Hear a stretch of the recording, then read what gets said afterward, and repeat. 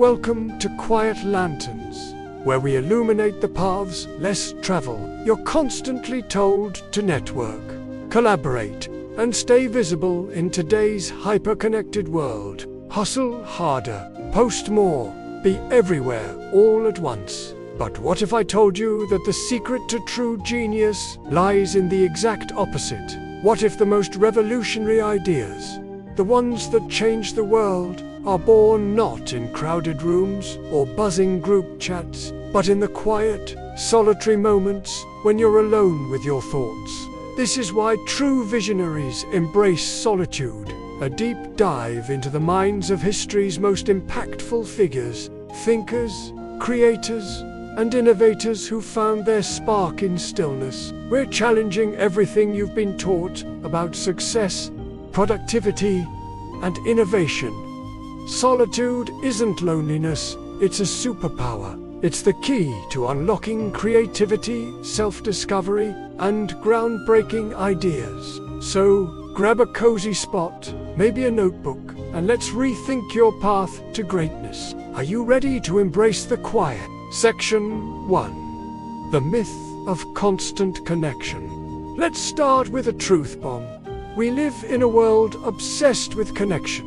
Social media notifications ping every second. Emails demand instant replies. Zoom calls stack up like rush hour traffic. The message is loud and clear. Stay connected, stay relevant, stay on. But here's the problem. This always-on culture is drowning out something vital. Your ability to think deeply, to create, to innovate. The pressure to be constantly available is a creativity killer, and it's time we called it out. Think about it. How many times have you been in the middle of a great idea, only for a text, a DM, or a trending TikTok to yank you out of that flow? Studies show we check our phones over 150 times a day, every 6 minutes. That's not connection, that's distraction.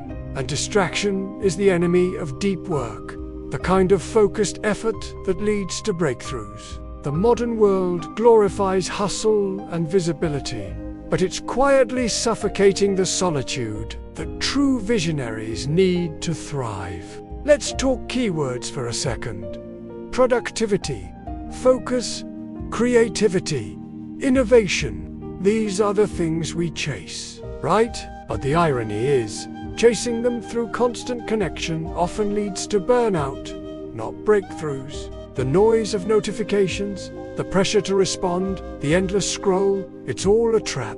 It's what Cal Newport, author of Deep Work, calls shallow work tasks that keep you busy, but do not move the needle on your big dreams. Now, don't get me wrong. Collaboration has its place. Teams can spark ideas, and networking can open doors. But the real magic, the kind that changes industries, rewrites history, or births a masterpiece, often happens when you step away from the crowd. Solitude isn't about hiding, it's about creating space for your mind to breathe, to wander, to dream, and history's greatest minds prove it. Section 2. The Solitude Advantage. A historical lens. Let us take a journey back in time to meet some of the visionaries who harnessed solitude to change the world. These are people who didn't just embrace quiet. They sought it out, cultivated it, and turned it into a catalyst for genius. Their stories are proof that solitude is a tool, not a burden. Isaac Newton, the plague year prodigy. First up, Sir Isaac Newton. You know him for gravity, calculus, and those laws of motion that still govern our understanding of the universe. But did you know his most groundbreaking work happened during a period of forced solitude? In 1665, the Great Plague swept through England, shutting down Cambridge University. Newton, just 23 years old, retreated to his family's estate in no Wi-Fi, no group chats, no distractions, just Newton, his thoughts, and a quiet countryside. In those 18 months of isolation, known as his Annus Mirabilis, or Year of Wonders, Newton developed the foundations of calculus, formulated his laws of motion, and began unraveling the mysteries of gravity. Legend has it, he was sitting alone under an apple tree when inspiration struck. No team meetings, no brainstorming sessions, just one mind, wrestling with the universe in solitude. That's the power of quiet. Maya Angelou, writing in retreat. Now, let's shift to a literary giant, Maya Angelou. Her memoir, I Know Why the Caged Bird Sings, is a cornerstone of American literature, but her creative process, pure solitude. Angelou had a unique ritual. She'd check into a hotel room, alone, with just a legal pad, a Bible, a dictionary, and a bottle of sherry. No phone, no visitors, no interruptions. She'd write from early morning until afternoon, immersed in her thoughts. That solitude wasn't just a preference. It was her sacred space for self-discovery and storytelling. Angelou once said, "I need to be alone to write, to think, to feel." Her words remind us that solitude isn't about escaping the world. It's about diving deeper into yourself. Her hotel room retreats gave her the clarity to craft stories that resonate across generations. Self-discovery, creativity, writing process, focus. Solitude was her muse. Nikola Tesla, the solitary inventor. And then there's Nikola Tesla, the eccentric genius behind alternating current and countless inventions. Tesla was known for his solitary walks, where he'd mentally construct entire machines before ever touching a blueprint.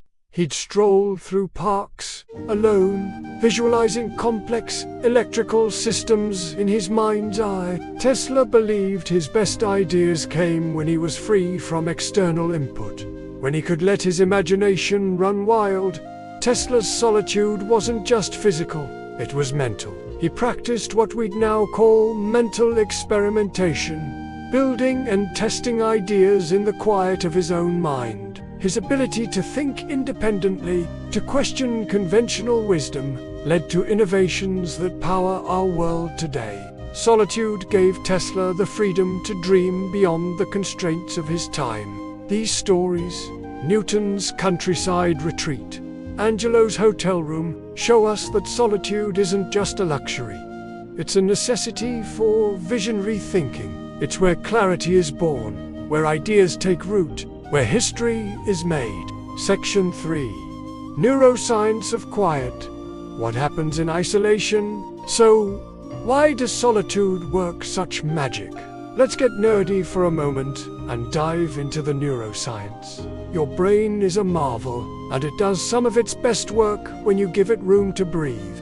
Enter the default mode network, or a network of brain regions that lights up when you're not focused on the outside world. Think daydreaming, reflecting, or just staring out a window. This is your brain's creative playground. When you're alone, without the ping of notifications or the chatter of a crowded room, the DMN kicks into high gear. It's where your brain connects seemingly unrelated ideas, solves problems, and sparks those moments. Studies from neuroscientists like Dr. Nancy Andressen show that creative breakthroughs often happen when the brain is in this quiet, introspective state. Solitude also reduces what's called cognitive load, the mental effort it takes to process constant stimuli. Every email, every social media post, every conversation adds to that load. When you're alone, your brain gets a break. It can focus, prioritize, and dive deep into complex problems. Research from the University of California found that people who spent time in solitude showed improved problem-solving and decision-making skills. Why? Because their brains weren't juggling a million inputs.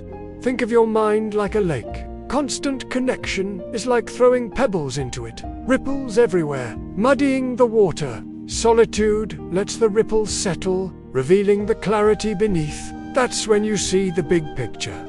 When you connect the dots, when you create something truly original. Section 4. practical paths to productive solitude. Now, you might be thinking, this sounds great, but how do I find solitude in my crazy, busy life? Don't worry, I've got you. Here are practical, actionable strategies to carve out your own quiet moments and unlock your inner visionary. These are your tools for deep work, productivity, and self-discovery. Step 1. Schedule deep work blocks. First, treat solitude like a priority, not an afterthought. Cal Newport's concept of deep work is all about setting aside uninterrupted time to focus on what matters. Start small. Block out 30 minutes a day. No distractions. Turn off your phone. Close your laptop tabs and tell the world you're busy. Use this time to think, write, or tackle a big idea. Over time, expand these blocks to an hour or two. Protect them like you would a meeting with your boss. Step 2. Embrace digital detoxes. Next, try a digital detox. Yes, it sounds scary, but it's liberating. Set boundaries with tech. Maybe a no-phone zone in your bedroom, or a screen-free Sunday morning. Research shows that reducing screen time boosts mental clarity and creativity. You don't have to go full hermit. Even an hour without devices can recharge your brain. Create a tech-free zone in your home. A corner with a notebook, a book, or just a comfy chair for thinking. Step 3. Walk, journal, reflect.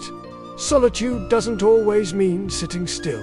Take a cue from Tesla and go for a silent walk. No earbuds, no podcasts, just you and your thoughts. Studies show walking boosts creative thinking by up to 60%. Or try journaling. Write down your thoughts, dreams, or questions without judgment. This isn't about perfection, it's about exploration. Journaling is like a conversation with yourself, and it's a powerful tool for self-reflection and personal growth. Step 4. Create a solitude ritual. Finally, build a ritual that signals, this is my time. Maybe it's a cup of tea at dawn, a quiet evening with a candle, or a morning meditation. Rituals anchor you, making solitude a habit, not a rarity. Find what feels right for you and make it sacred. These steps aren't just about finding time, they're about reclaiming your mind. They're about giving yourself permission to step away from the noise and into your own potential. Section 5. Beyond the Echo Chamber. The power of independent thought. Here's the real magic of solitude. It sets you free from the echo chamber. In a world that rewards conformity, likes, retweets, trends, solitude gives you the courage to think for yourself. It's where you question the status quo, challenge conventional wisdom, and dare to be different. Visionaries don't follow the crowd. They carve their own path, and that path often starts in the quiet. Think about it. Newton didn't discover gravity by crowdsourcing opinions. Angelou didn't write her memoirs in a group chat. Tesla didn't invent AC power by chasing trends. They stepped away, thought deeply, and trusted their own minds. That's what solitude does. It gives you the space to be bold, to be original, to be you. But here's the kicker. Embracing solitude takes courage. It's not easy to unplug, to sit with your thoughts, to face the quiet. Society tells us to stay busy, to stay connected, to stay safe in the crowd. But true visionaries know that real breakthroughs happen when you dare to stand apart. Solitude isn't just about thinking, it's about believing in your own ideas, even when the world isn't ready for them. So, here's your call to action. Quiet Lanterns community. Embrace your quiet moments. Seek them out, protect them, whether it's a walk, a journal, a tech-free hour, or a full-on retreat. Make space for solitude. That's where you'll find your spark, your purpose, your next big idea. The world is noisy, but your greatest work doesn't need an audience. It needs you, alone, with the courage to dream. Thank you for joining me on this journey, Quiet Lanterns. Solitude isn't just a break from the world, it's a gateway to your greatest potential. It's where visionaries like Newton, Angelou, and Tesla found their light, and it's where you can find yours. So, turn down the noise, step into the quiet, and let your ideas shine. If this resonated with you, hit that like button, subscribe to Quiet Lanterns, and share this video with someone who needs a little solitude in their life. Drop a comment below, tell me how you're embracing your quiet moments. And don't forget to check out our other videos on creativity, mindfulness, and personal growth. Until next time, keep your lantern burning bright.